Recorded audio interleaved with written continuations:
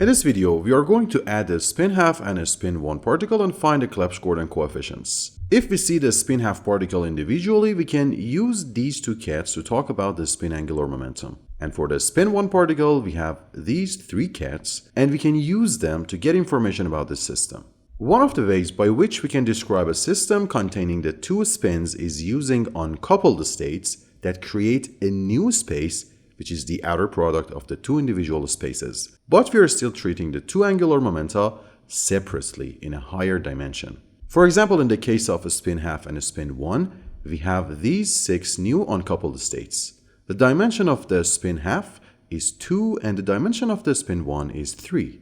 So the dimension of this space is 6, and we have these 6 bases by which we can form the state of the physical system. Another way to look at the same system is using these coupled states. In this framework, we are dealing with the total angular momentum of the system instead of treating them separately. The possible values that total angular momentum can get is between these two values. In the case of this video that we are talking about a spin half and a spin 1 particles, the possible values for total spin angular momentum of the system is either 3 halves or a half. If the total spin is 3 halves, we'll have 4 possible values for magnetic quantum number m, which yields these 4 states for this case. These are quadruplet states. Likewise, for the total spin half, we have only 2 magnetic quantum numbers, which gives 2 states which are called doublet states. Our mission is to find Clebsch-Gordan coefficients which connect these two uncoupled and coupled frameworks. We can write each coupled state as a linear combination of all the uncoupled states with these coefficients which are taken as positive numbers by convention. These coefficients form a unitary matrix that can be used to transform these two bases. Pay attention that both of these cats are normalized, so the transformation is unitary. If the sum of m1 and m2 is not equal to m, the coefficient is 0. And if you like the video, I will show you how we can find the other coefficients and form this unitary matrix step by step. I really appreciate your support. We can write our coupled states as a column matrix, in fact a 6 by 1 matrix. And also we can represent the uncoupled states using another 6 by 1 column matrix. The matrix that transforms these two sets of states is represented by a 6 by 6 matrix and contains the Clebsch-Gordan coefficients. The easiest coefficient we can find is the upper limit for which m1 is half and m2 is 1. For the total angular momentum, the only numbers that can associate with this condition is this. Both s and m are 3 halves. We can write this uncoupled state in this form. And the coupled state can be written using this cat. We want to write it as a linear combination of all the uncoupled states with Clebsch-Gordan coefficients as the multipliers. There are 6 combinations of m1 and m2 because we have 2 different quantum numbers for m1 and 3 for m2.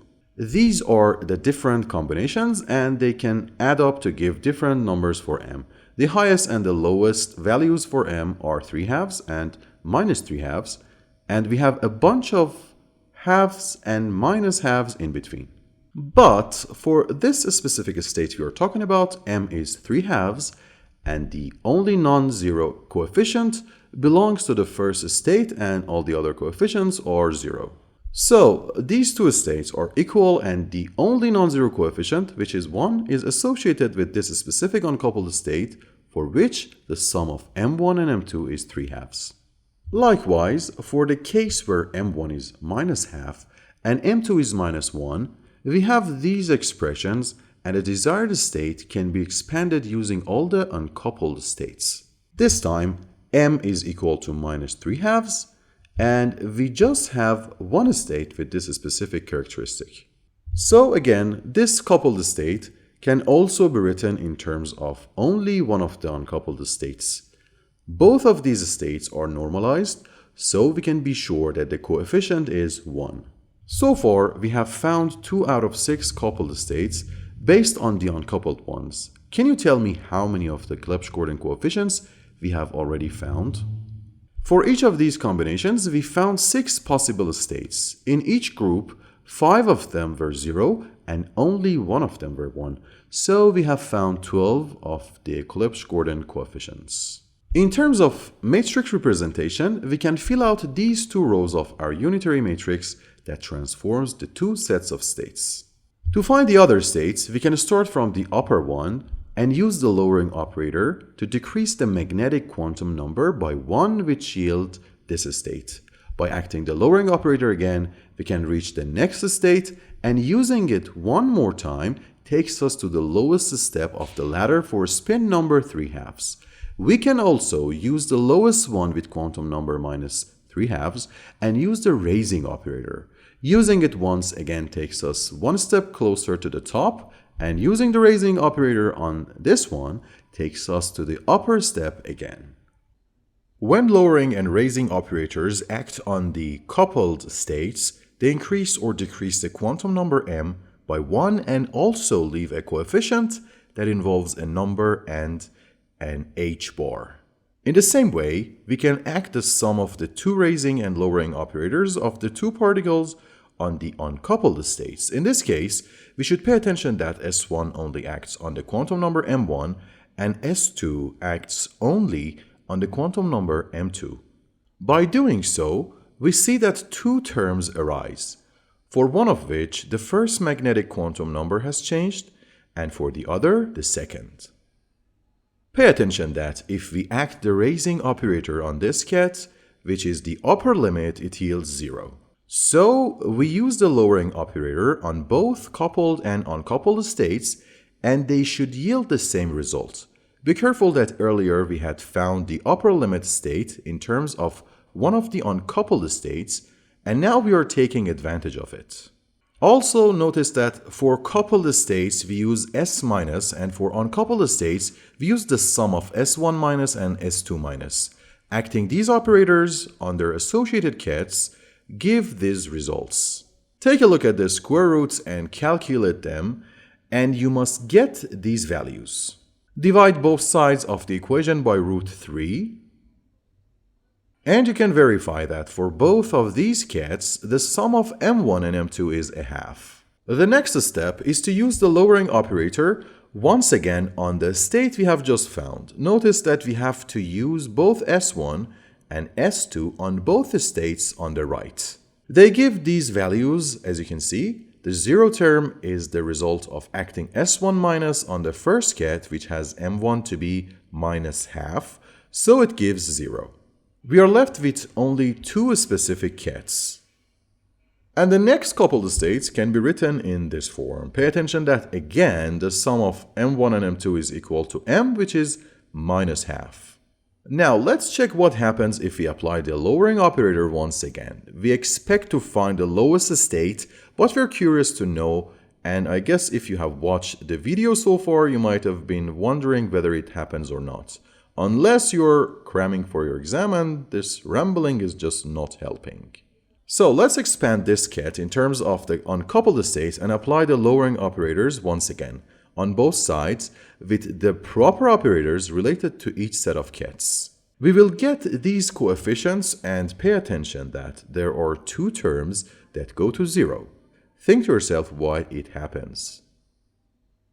You see that by reordering the terms, only one state is remained, and by factorization, we will get this. And as we expected, our curiosity is fed. Obviously, there is no point in using the lowering operator once more. So we have found two new coupled states. So let's start with this one and complete our matrix of coefficients step by step. This is related to the second column of the matrix, so this element is square root of 2 divided by 3, and the other non-zero term is associated with the fourth column of our unitary matrix. The other elements are clearly 0. This is the last coupled state we found by applying the lowering operator twice. The third column of the matrix is non-zero based on this term, and also the fifth one.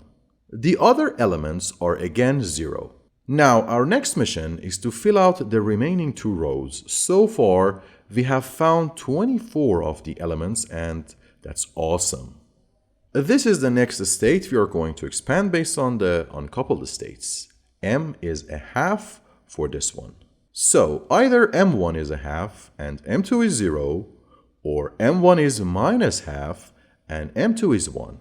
And this state has to be a linear combination of these two states with coefficients a and b that we are going to find by using the orthogonality condition of the coupled states.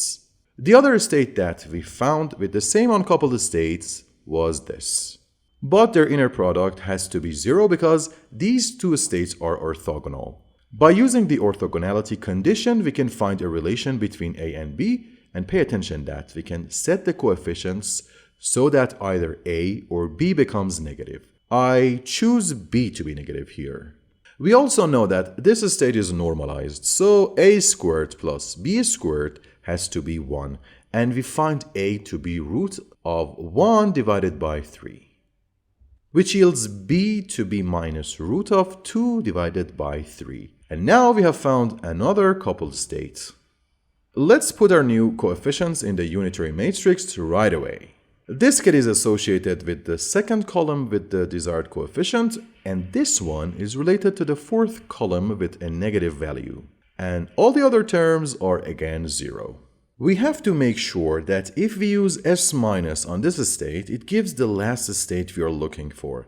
Let's use the lowering operator for the two bases on the left and right. Let me again remind you that we are using this relation for all the lowering operators, which gives this expression with the coefficients you can see. So our last state is given to be this one. The most important thing about choosing these states is their orthonormality and also being consistent with lowering and raising operators. And finally, we have found our last row of the matrix already. This one is associated with the third column, this one gives the element on the fifth column, and the other elements are 0. If you take a look at this unitary matrix, you can see that all the rows and columns of the matrix are normalized, and also multiplying each row or column gives 0, which holds the orthogonality of the states. Finally, if we multiply this matrix with its complex conjugate, or in this case its transpose, the result is the identity matrix, which shows that the transpose is the inverse of this matrix, which we can use to transform from the uncoupled states to the coupled states and write each uncoupled state based on the coupled states.